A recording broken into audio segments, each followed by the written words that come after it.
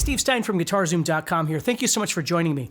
Today we're going to be talking about 5 steps that I think are going to help you a lot in learning how to improvise with more fluidity in your playing. Now, regardless of the key or the scales that you know or whatever, you can start this anytime you want, anywhere you are in your guitar journey, as long as you're working on scales and things like that. So basically what we need to do before we even begin, we need to make sure that we find or create a backing track that is comfortable in the key, the tempo, and the groove. All right, so in order to practice what we're going to try and do here, you want to choose something that is in a key that you're probably already working on. I'm going to be using E minor in this case.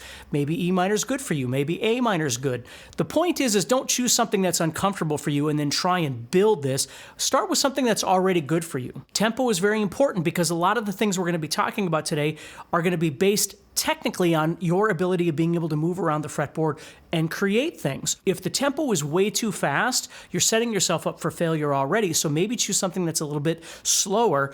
You know, if you practice with a metronome on a regular basis, you already kind of know what skill sets you have relative to those practice regimens. So, and the third thing is the groove, making sure that you've got something that feels good, whether it's a swing groove or kind of a straight feel, whatever it might be, find something that feels good to you. The last thing before we get started is make sure you set yourself up with a guitar tone that feels good to you.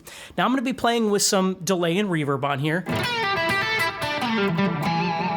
Okay, that's what I'm going to be using for this. It's just kind of a lead tone, but you could use anything you want.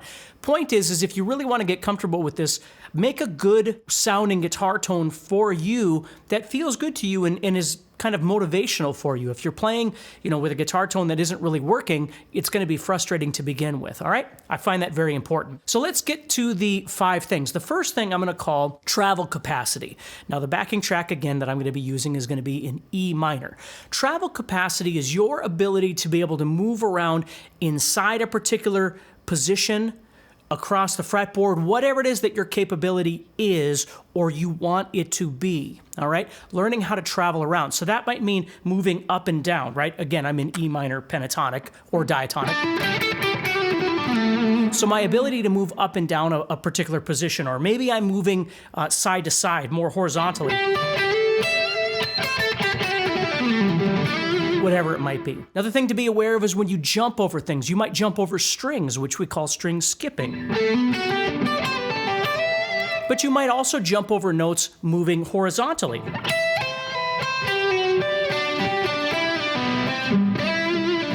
I mean, there's lots of different kinds of things that you can do to make it sound interesting, but the point is your capacity of being able to move around while the music is playing. If you only know one position, it's going to be very difficult to move anywhere else on the fretboard, and that's okay. You'd want to work in that position. But the point is as you keep doing this, you can keep expanding how much you know of the fretboard and how confident you are with being able to travel around it. So you could use pentatonic, you can use diatonic, whatever you want.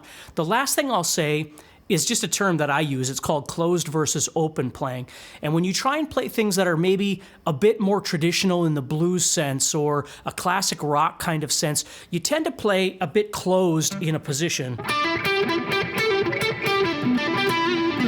Kind of that sort of thing. Great playing, okay? Lots of stuff you can do with that. Open position playing for me is when you try and think about things that are a bit wider with that kind of sound. It's just a mentality for me, but it makes a big difference. When I want to play something maybe that's a little more, Allman Brothers or something like that, I might think a little more closed. If I was thinking a bit more of something like Joe Satriani or something, I might be thinking a bit more open.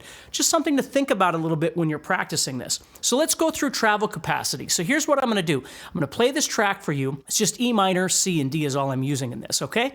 So listen to it just a little bit.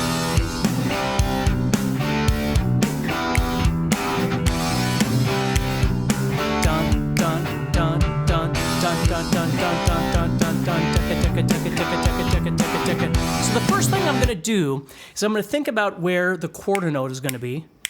And it doesn't matter if you call it a quarter note. It's just where am I tapping my foot or, snapping my fingers or whatever. And then I'm going to go with double that, and then I'm going to go with double that. And those are basically the 3 things that I have to work with as I'm moving around my fretboard, as I'm traveling. Dun, dun, dun, dun, Now, I'm probably going to lean toward the slower subdivision first, just to get used to things. But I want to be aware of those. So let me just kind of show you as best I can, without using these other ones, kind of what I'm talking about here.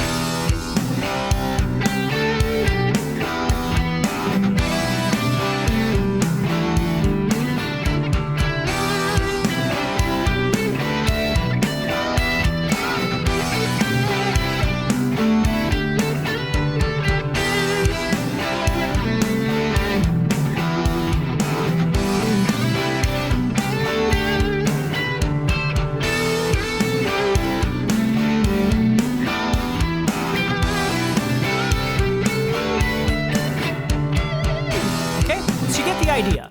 Now, I am using some of these other things too, and let's talk about those. So my travel capacity is my comfortability of being able to move around inside a position, multiple positions, one particular scale like pentatonic, maybe I'm using some diatonic in there, whatever it is, but really getting comfortable with my capability of organically moving around the fretboard in this key at this tempo with this groove, right? So the next thing is what I'll call rhythmic phrasing. Now, rhythmic phrasing is going to be pausing. So we're creating sentences, right? That's really what we're doing. Now, the sentences that we're creating might be a little longer at times, might be shorter at times, might be just one note that we're hanging on. Or maybe we're literally stopping playing the guitar and leaving some pause. These are all rhythmic things that we can do with these subdivisions, quarter note, eighth note, 16th note, if you will. I can use any of those. So becoming aware of this rhythmic thing that I can do when I'm playing. Now, the phrasing may occur in one of two ways. Either it's occurring because I'm intentionally trying to stop somewhere because I want a phrase to be a certain length. And sometimes the phrasing occurs because my brain is getting frozen and I'm out of ideas at that moment, and that's okay. That's a reality. You might be doing something, and all of a sudden, you're at that moment in time, you're at a loss. So that might be a good time to stop, reset yourself. Maybe it's somewhere else on the fretboard. Maybe it's just something that you're thinking about, or just moving to somewhere else in that same position, and then start up again. So as I'm moving around.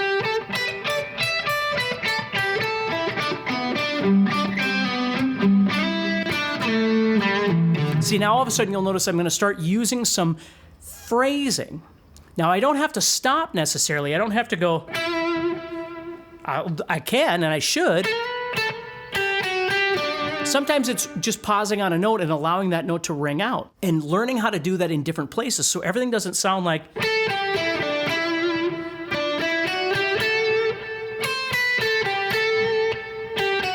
See where the phrase is the same over and over and over. Now, we're going to get to repetition in a little bit, and that can be beneficial, and we should use it.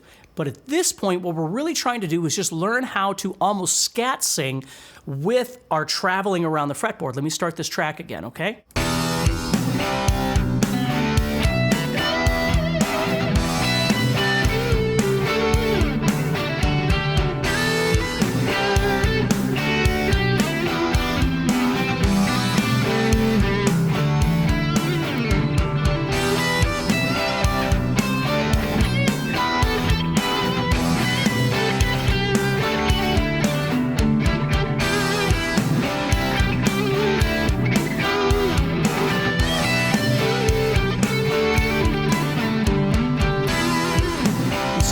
So just, again, being aware that I can pause on a note in a phrase, in a movement across the fretboard, this traveling that I'm doing, to create larger or smaller phrases.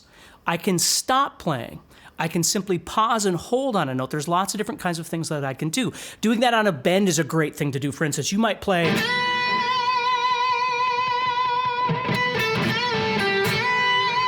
And stay there for quite a long period of time. So everything doesn't always have to be about how fast you go, although you do want to develop that aspect of your ability on the fretboard. Again, I hate to always bring this up, but it comes back to that thing where people say, well, there's more feel in one note than 1,000 notes. Well, maybe that's true, but if you're only playing one note for an entire solo, it's going to get awfully boring after a while, right? So you've got to be able to use dynamics and diversity in your playing. So if you're playing bum, bum, bum, bum, bum, bum, decka, decka, decka, you're moving between these subdivisions, it's going to keep things interesting. If you're being aware of pausing or stopping on different beats, creating different sizes of phrases, it sounds interesting. The whole point is, I call it dynamic contrast. You're trying to keep things interesting for a listener. Now, the next thing we're going to talk about is repetition.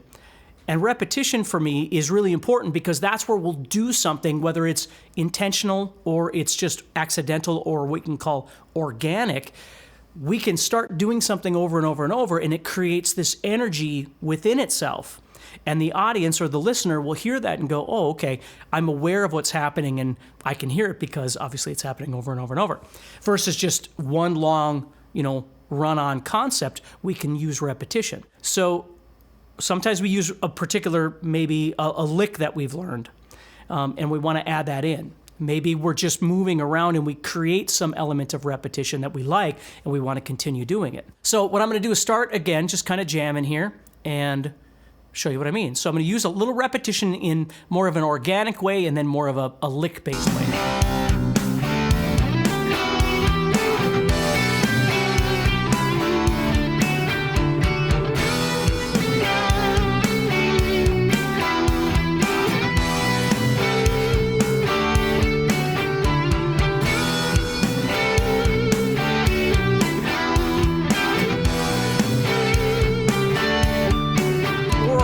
And then you see right there, that might be more of a lick that I'm adding in, an idea that I've practiced that I can fit into this groove, into this tempo, and it sounds kind of cool. I don't need to be led by the licks, right? Sometimes we think, well, we have to learn a bunch of licks, and maybe you do. There's nothing wrong with that. But for me, when I teach, I always try and get people to understand that the confidence and the ability to be able to navigate across the fretboard, this traveling, if you will, is what really gives you this ability to be in control at all times, especially if you can do it at the tempo, of course, that the musical situation that you're in has a tempo that you're comfortable with, that you can do this with. If the tempo gets faster, it's going to start limiting what things you can do, and that's okay. You're going to have to be a little careful. Or the next song might be more in your tempo, something that's more comfortable for you. So you just have to be aware of these things all the time. If the key is awkward or the tempo's too fast or something, you got to rein it in a little bit, right? But when it's something that's right in your wheelhouse, you can really let go and do whatever you want. So repetition can be used all over the place. So I'm going to, again, start kind of meandering here, traveling around. And then if I come across something, I'm going to try and make some sort of repetition with it. So.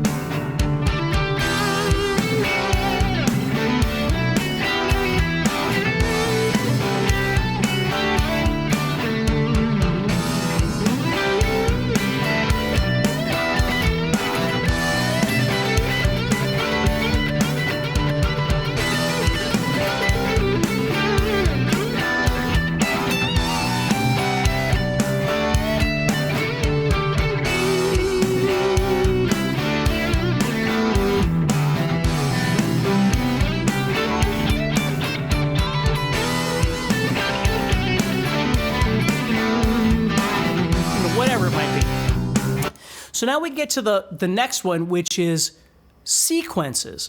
Now, at this tempo or whatever's comfortable for you, what's really nice is if you can develop something that has a bit more energy. And I'm going to show you just a simple sequence idea. So let's say I was doing something where I'm in E minor, but I'm going to look at this as E minor diatonic, okay, natural minor, not just pentatonic. So what I'm going to do is I'm going to take this idea,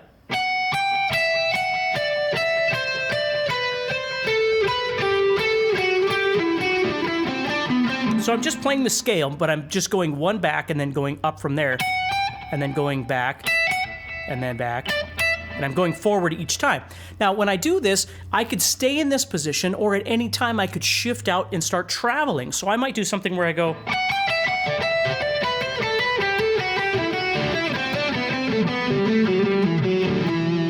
I don't have to stay in this one position. I can go wherever I want. But this works really well when you're trying to jam over something. You don't have to do it for a long time, but it adds this repetition through a sequence that sounds kind of cool.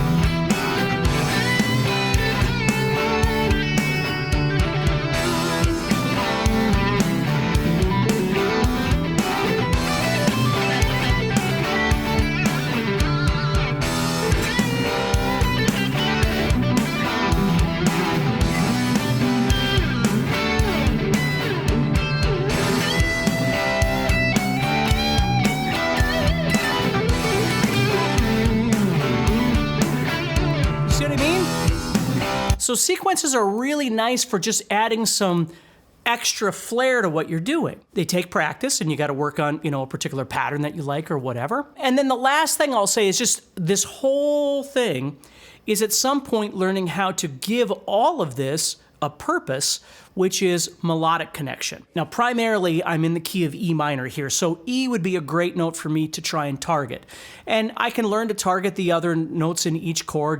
People are always saying, well, what about the third, or what about the fifth? You can target whatever you want, okay, as you learn all of these things. But in the beginning, just keep it nice and easy. If you can learn where the E is, and then maybe you lead, and you go to an E. You don't have to go to the E every time and in a certain place all the time. The point is if you're never really making an intentional melodic connection, it's all just accidental. Hopefully you'll land on the right note at the right time. Listen, it happens, and we all do it, to a certain degree where, you try and get lucky here and there. But if you do it all the time, there's never consistency in creating some sort of melody. So before you worry about going to the root and then going to the third and then going to the fifth and then going to each note of the chord, start with something really easy. Because if you start overthinking this, oftentimes your listener will lose. You're thinking too hard, and you're trying too hard, and you're doing too much, and the melody goes away. Think about it. Think about really basic things that you might hear. Again, if I start this.